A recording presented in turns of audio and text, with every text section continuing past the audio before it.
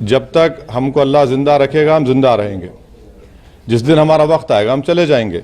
मगर इस तरह के बुज़दिली की हरकतों से, इस तरह से गोली चलाने से हमारे ना हौसले और हिम्मत में कमी आएगी, बल्कि इंशाअल्लाह और हौसले हिम्मत बढ़ेगी। और हमारा मानना है कि जब अल्लाह बचाना चाहता है, मगर ये कौन ताकतें हैं और कैसे उत्तर प्रदेश में ये इस तरह की हरकत हो रही है, ये तो जनता को भी देखना है।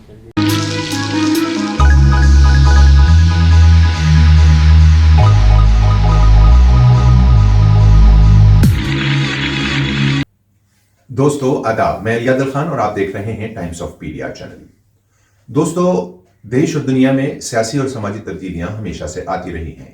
भारतवर्ष में भी एक तब्दीली उस वक्त आई जब हिंदुस्तान से साम्राज्यवादी ताकत, जिसका सूरज कहीं पूरी दुनिया में गुरूब नहीं होता था, यानी अंग्रेज हुकूमत, उसको यहां से खदेड़ दिया गया और भारत पर इंडियन नेशनल कांग्रेस ने हुकूमत का दौर का आगाज किया। रफ्ता रफ्ता भारत तरक्की की राहों पर गामजन होने लगा। जाहिर है कि उस वक्त एक बहुत बड़ी समाजी और सियासी तब्दीली देश में आई थी, तो तरक्याती कामों पर कॉन्सेंट्रेट करना कांग्रेस के ऊपर एक बहुत बड़ी जिम्मेदारी भी। उसके बाद क्या हुआ? 1975 में एक मर्तबा जनता को लगा, भारत की जनता ने यह परखा कि इंडियन नेशनल कांग्रेस सत्ता के नशे में शायद चूर हो गई है, और उस नशे को हिंदुस्तान की जनता ने चकनाचूर कर दिया। यानी वो हिंदुस्तान के प्रधानमंत्री जो आयरन लेडी के नाम से मशहूर थी, वो एक मर्तबा सत्ता से वापस खदेड़ दी गई। उसके बाद 1980 में एक मर्तबा फिर इंडियन नेशनल कांग्रेस का सूरज तुलू हुआ, लेकिन तब तक इंडियन नेशनल कांग्रेस ने अपने तमाम गलतियों की तलाफी कर ली थी। भारत की जनता ने कांग्रेस को फिर वापस सत्ता पर बिठाया और लगातार 2014 तक वक्फे से हिंदुस्तान में इंडियन नेशनल कांग्रेस ही सत्ता में रही। वो के बीच में दूसरी पार्टियां भी 12-14 साल के लिए आई थी। यहां एक मर्तबा बहुत बड़ी तब्दीली 2014 में भारत की जनता ने देखी, जो सामाजिक और सियासी एतबार से बहुत अहम थी। नरेंद्र मोदी, जो गुजरात के चीफ मिनिस्टर थे और जिनके ऊपर सांप्रदायिक होने का एक बहुत बड़ा दाग था, जिनको तत्कालीन प्रधानमंत्री अटल बिहारी वाजपेयी ने यह कहा था कि नरेंद्र मोदी, तुमने हमें अंतर्राष्ट्रीय पटल पर मुंह दिखाने के काबिल नहीं छोड़ा। उसकी वजह यह थी कि गुजरात में अल्पसंख्यकों का जेनोसाइड किया गया था और हिंदुस्तान में एक नई सियासत को जिंदा करने का काम हो रहा था, जिसको हम नफरत की या सांप्रदायिकता या ध्रुवीकरण की नीति भी कहते हैं। आज इसका रफ्ता रफ्ता प्रकोप दिखाई दे रहा है। गोया ऐसा लगता है कि देश भर में अब सिर्फ सियासत नफरत की ही चलेगी, लेकिन नहीं। ये नफरत की सियासत करने वाले लोगों की तादाद अभी भी बहुत कम है। ये देश का सौभाग्य है। हिंदुस्तान में सिर्फ 12% लोग ऐसे हैं, 10 से 12% लोग ऐसे हैं जो नफरत की सियासत को पसंद करते हैं, जबकि लगभग 90% देश की जनता हिंदुस्तान में लोकतंत्र और संवैधानिक आधार पर ही सुकून, शांति, भाईचारा और सांप्रदायिक सौहार्द चाहती है। तो दोस्तों, इसी सियासी और सामाजिक तब्दीली में एक नया नाम भी जुड़ा है, जिसको असदुद्दीन ओवैसी के नाम से हम जानते हैं। असदुद्दीन ओवैसी जहां एक तरफ इंडियन मीडिया के डार्लिंग बने हुए हैं, वहां अंतर्राष्ट्रीय स्तर पर मीडिया भी उनसे बात करने में अपनी दिलचस्पी रखती है। दूसरी तरफ असदुद्दीन ओवैसी को कायदे आजम कहा जाता है, तो कहीं बीजेपी की बी टीम भी कहा जाता है। अब सवाल यह है कि क्या हिंदुस्तान में असदुद्दीन ओवैसी की पार्टी AIMIM क्या वाकई बीजेपी की बी टीम है, या फिर ये सिर्फ मीडिया की डार्लिंग है, या फिर ये किसी कौम के कायदे आजम भी कहलाए जा सकते हैं। एक अजीब बात यह है कि जिस विचारधारा की बी टीम असदुद्दीन ओवैसी या उनकी पार्टी कहलाई जाती है, उसी विचारधारा के कुछ नौजवानों ने असदुद्दीन ओवैसी के ऊपर कातिलाना हमला कर दिया। इस हमले के बाद तस्वीर बदलने लगी। देश के अंदर एक नया माहौल पैदा हो गया। असदुद्दीन ओवैसी उन नौजवानों को जिन्होंने उनके ऊपर कातिलाना हमला किया था, अब पार्लियामेंट में बोलते हुए ये कहने लगे कि ये इनको रेडिकलाइज करने में या इनको कट्टरवाद बनाने में किसका रोल है, इसके बारे में सरकारों को सोचना पड़ेगा। संसद में बोलते हुए असदुद्दीन ओवैसी ने बहुत कुछ कहा। हम चाहेंगे कि आप उन्हीं की ज़बानी उन्हीं के बयानात जो मीडिया के सामने हैं, जो संसद में हैं, जो जनता की अदालत में हैं, आप उन्हीं के तमाम बयानात को सुनिए। अंदाज़ा लगाइए कि किसी सामाजिक और सियासी तब्दीली का आगाज़ है या सिर्फ मीडिया की डार्लिंग बने रहने का अंदाज। आप वीडियो को आखिर तक देखिए, बहुत छोटी सी वीडियो है। हमने 1.5 घंटे की वीडियो को सिर्फ 3 मिनट में समेटा है। चाय का इंतजाम तो करके नमाज पढ़े और वहां से दिल्ली आने के लिए जब हम पिलखुवा के पास जो टोल गेट है वहां पर हम पहुंचे तो एक बड़ी धाम से आवाज आई। तो हम बोले क्या हुआ? फिर दूसरी आवाज आई। जो रेड हुडी पहना था, 2 लोग थे, रेड हुडी पहना था, एक वाइट जैकेट।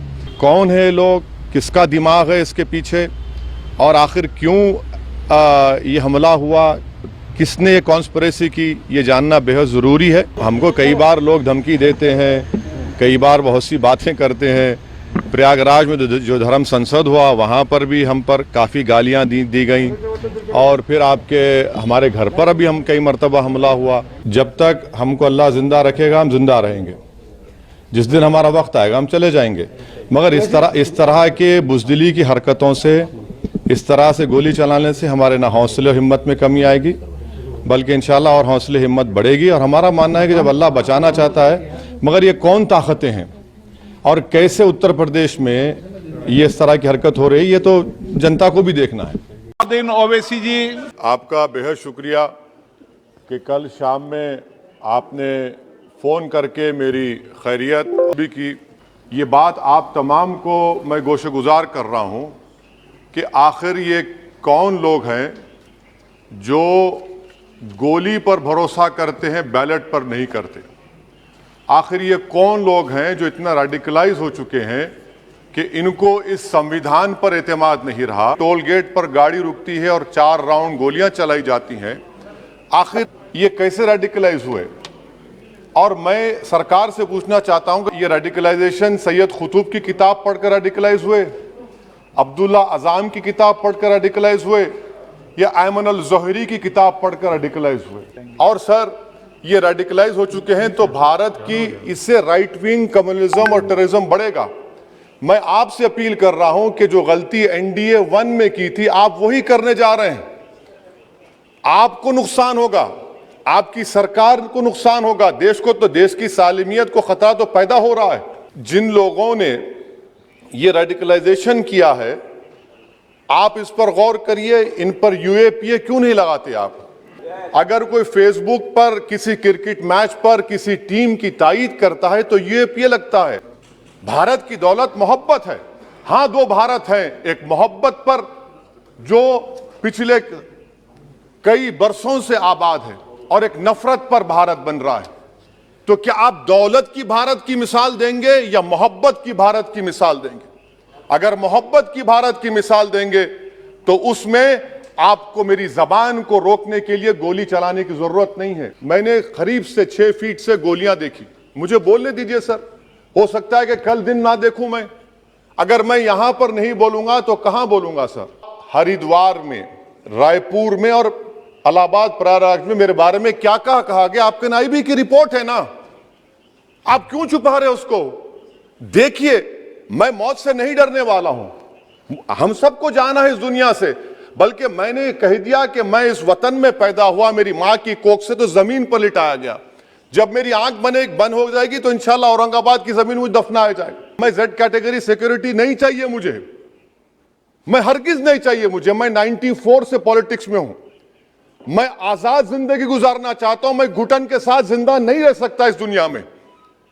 मुझे जिंदा रहना है तो अपनी आवाज उठाना है, मुझे जिंदा रहना है तो सरकार किसी के उनके खिलाफ बोलना है, और अगर गोली लगती है तो मुझे कबूल है। अगर देश के गरीबों को, मजलूमों को, अल्पसंख्यक समाज को सिक्योरिटी मिलेगा तो मुझे मिलेगी। सर, आपकी चिंता हमें है ना सर, इसलिए सिक्योरिटी दे रहे हैं सर, आपको नहीं सर, देश के गरीब बचेंगे तो मैं बचूंगा। ओवैसी की जान इखलाक पीलू से बढ़कर नहीं है सर।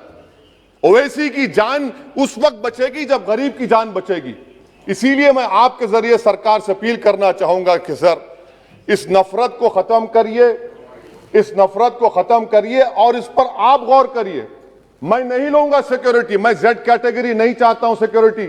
मुझे A कैटेगरी का शहरी बनाइए आप, मुझे A कैटेगरी का शहरी बनाइए ताकि मेरी और आपकी जिंदगी बराबर हो। जब देश के प्रधानमंत्री पर सिक्योरिटी ब्रीच हुआ, अपोजिशन की तरफ से मैंने कहा था कि गलत हुआ, सब सेकुलर पार्टी के लोगों ने कहा कि ओवैसी तुम क्यों बोले, तुम क्यों बोले? मैंने कहा नहीं, देश का प्रधानमंत्री मेरा है, मगर मैं इन गोली चलाने वालों से डर कर खामोश नहीं बैठने वाला हूं।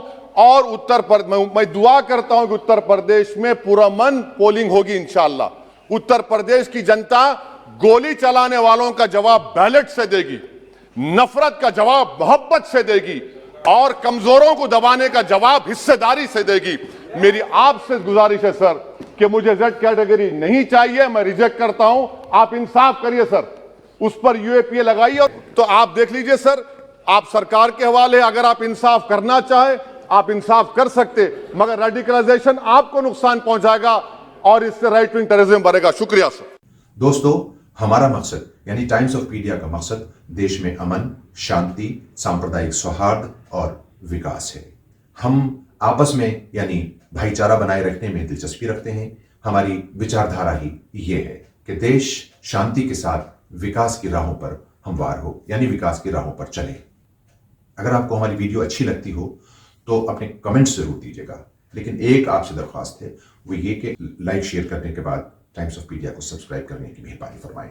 शुक्रिया।